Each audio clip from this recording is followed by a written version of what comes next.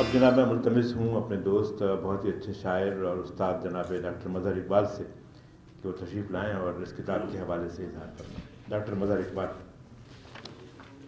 शायरी क्या है, एक जहान हैरत है, और ये गुरक्यूम ताहिर साहब के पास बदरजा उत्तम मौजूद है। दुनिया माफिया माबाद तबियात और मावराए अक्ल अनासिर के इजहार में तरतीब और सलीका कायम रखना बहुत मुश्किल अमर है। उन्होंने यहाँ भी तवाज़ुन व इत्तदाल की फ़िज़ा बरकरार रखी है। शिकवा संजी को बज़ला संजी के मरहले तक लाने में भी बसा औक़ात कामयाब रहे हैं, लेकिन बतौर मजमूई हक़ाइक़ के बयान की बदौलत उनका रवैया तल्ख़ नज़र आता है। इनकी शायरी ज़्यादातर उनकी ज़ात के गिर्द घूमती है और दाखिली कैफियत की भरपूर आइनादारी करती है, लेकिन ये महज इंट्रोवर्ट नहीं हैं और ना इन पर ये लेबल चस्पा किया जा सकता है। चूँकि वो माहौल और मुशाहिदे से बहुत काम लेते हैं, लिहाजा ज़ाहिरी व बातनी अमूर की कशमकश उन्हें उस मोड़ पर ला खड़ा करती है जहाँ बेशुमार भीड़ और मजमे में भी वो अकेले दिखाई देते हैं। ये मजमुआ यानी सिलवट यहाँ अदबी चाशनी से लबरेज़ और शायराना खम का आकाश है, वहाँ ये इनफरादियत और जाज़बियत का भी मज़हर है। यह सिलवट महज चेहरे की नहीं, यह सिलवट महज कपड़ों की नहीं, बल्कि उन रवैयों की है जिनसे मुआशरती तज़ाद यहाँ होता है। इन तज़ादात का बयान हमें इस शायरी की जान भी लगता है और तलखो शीरी इजहार का मंबा और माखिज़ भी। सिलवट रविश से हटकर चलने और नए रस्तों पर गामज़न होने का इजहार भी है और इकरार भी।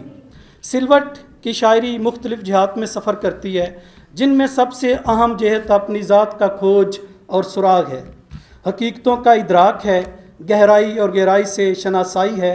जहाँ तकल्लुफ़ के बखिए उधड़ते हैं, मैं सनाई कारगर नहीं होती, बल्कि वक्त का बेरहम चेहरा खुलकर सामने आता है। जहाँ झुर्रियाँ सिलवटें भी नुमायाँ होती हैं, हमें इस बात से मुत्तफ़िक होना पड़ेगा, जिस शायर या अदीब की ज़ात ख़ुद उस पर मुनकशिफ ना हो, असरार और रमूज़ से कभी आगाह नहीं हो सकता, और आगही उसके लिए नामुमकिन ना सही मुश्किल अमर ज़रूर बन जाती है। लिहाजा क़य्यूम ताहिर साहब के हाँ मन में डूब कर सुरागे ज़िंदगी पाने का फ़न नुमाया है। तज़िया तफ़हीम और वो भी ज़ात से कायनात तक दूसरी अहम जहत है। यहाँ सिलाए शहीद क्या है तबो ताब जाविदाना, सिलाए शहीद क्या है तबो ताब जाविदाना की कारफरमाई नज़र आती है। फूल कलियाँ चाँद सितारे, झील झरने आबशारें, तितली जुगनू रंग रस बहारो ख़िज़ां, मारका बीमोरजा तनव्वु तनाफुर, गोया ज़िंदगी तमाम तर हंगामों के साथ और नशेब फ़राज के साथ इनकी गज़लियात में जलवागर होती है। शायरी में कफ़ायत शायरी की मिसाल दरकार हो तो सिलवट का मुताला कीजिए, ताकि आपको भी वक्त की कोहनी लगे और ऐसे लगे कि दिलो दिमाग और जिस्म के तमाम कल पुर्जे रगड़ की परवाह किए बगैर रमा दमा हो जाएं और कहीं इनकी रवानी में कमी आने लगे, वजूद टूटने लगे, तो लफ्ज़ों की लचक और मरहम इस सिलसिले को रुकने या टूटने ना दे। लफ्ज़ आपके नुमाइंदा बन जाएं, तर्जुमान बन जाएं। इस वारदात को ताहिर साहब की ज़ुबानी सुनिए। मेरे वजूद से बढ़कर ये मोतबर हैं लफ्ज़, मेरे वजूद से बढ़कर ये मोतबर हैं लफ्ज़, जहाँ जहाँ पे नहीं मैं वहाँ मगर हैं लफ्ज़, जहाँ जहाँ पे नहीं मैं वहाँ मगर हैं लफ्ज़। एक ही गज़ल के कुछ मरबूत अशार में देखिए वो किस हुस्न अदा से तामीर व तखरीब दोनों को हम मांग भी करते हैं और फ़र्क भी बयान करते हैं, और बारगाह मीर की असीरी उन्हें कैसी मुनफरिद कुशादगी अता करती है। वजो चाहूँगा, रस्ते जो निकलने थे वो ताख़ीर से निकले, रस्ते जो निकलने थे वो ताख़ीर से निकले, जब टूट चुके पाँव तो जंजीर से निकले। रस्ते जो निकलने थे वो ताख़ीर से निकले, जब टूट चुके पाँव तो जंजीर से निकले। बस इतना कि ये आँख कसीली हो ज़रा सी, बस इतना धुआं शेर की तासीर से निकले।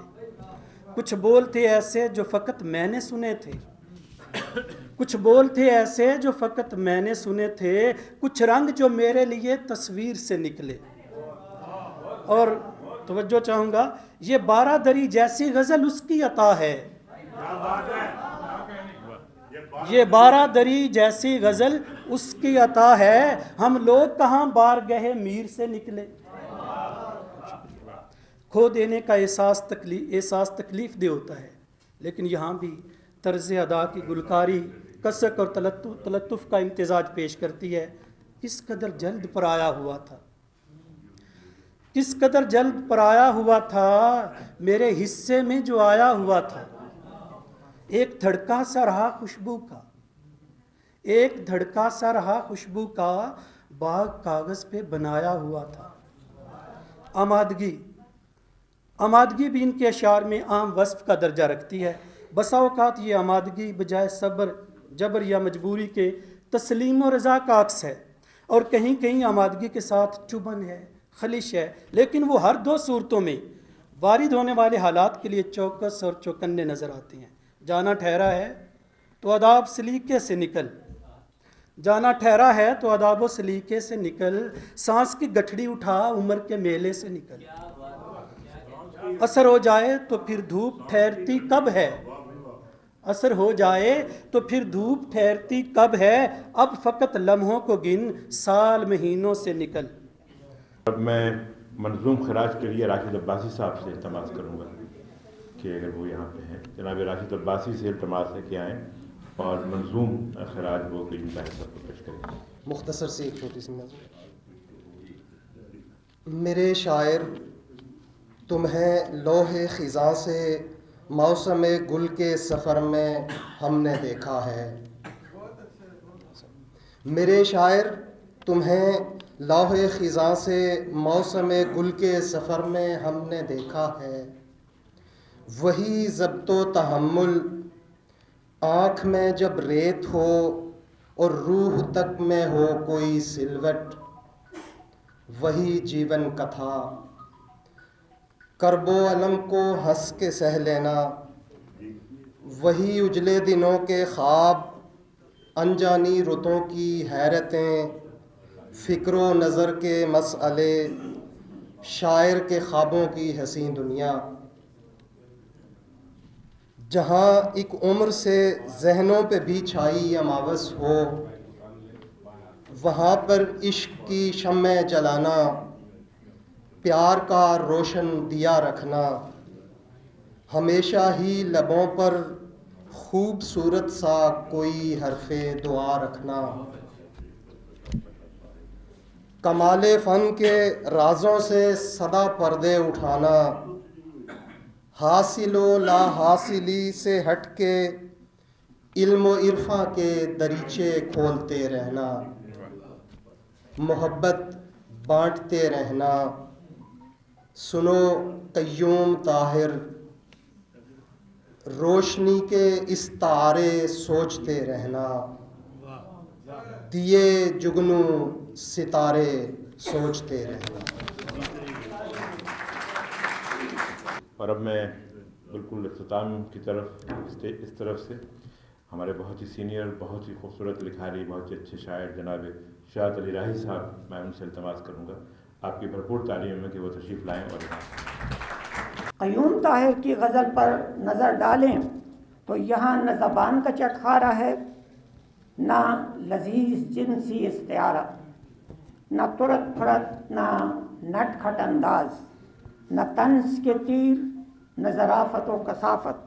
بہیں ہمہ ان کی غزل دل میں اتر جاتی ہے، سرشار کرتی ہے، اور اس میں ایک جادو ہے جو سر چڑھ کر بولتا ہے.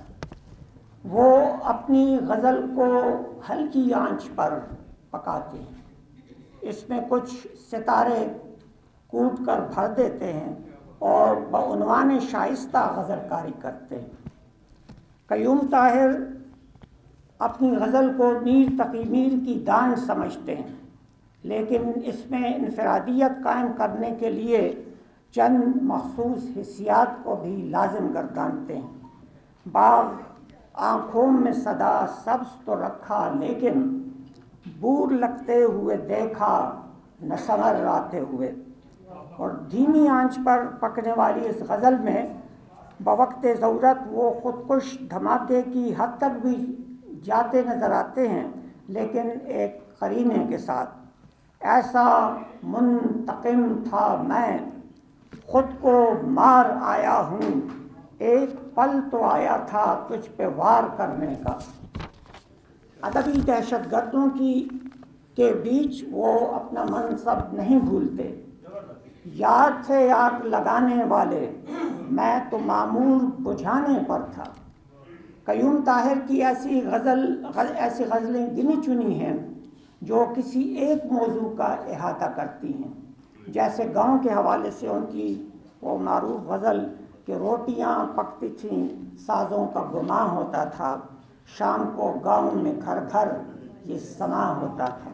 لیکن بالعموم ان کا ہر شعر ایک اکائی کے دائرے میں رہتے ہوئے بھی اکثر غزلوں میں رنگوں کی ہم آہنگی ہے، یعنی وہ میچنگ کلرز میں اپنے تغزل کی گیلری سجاتے ہیں۔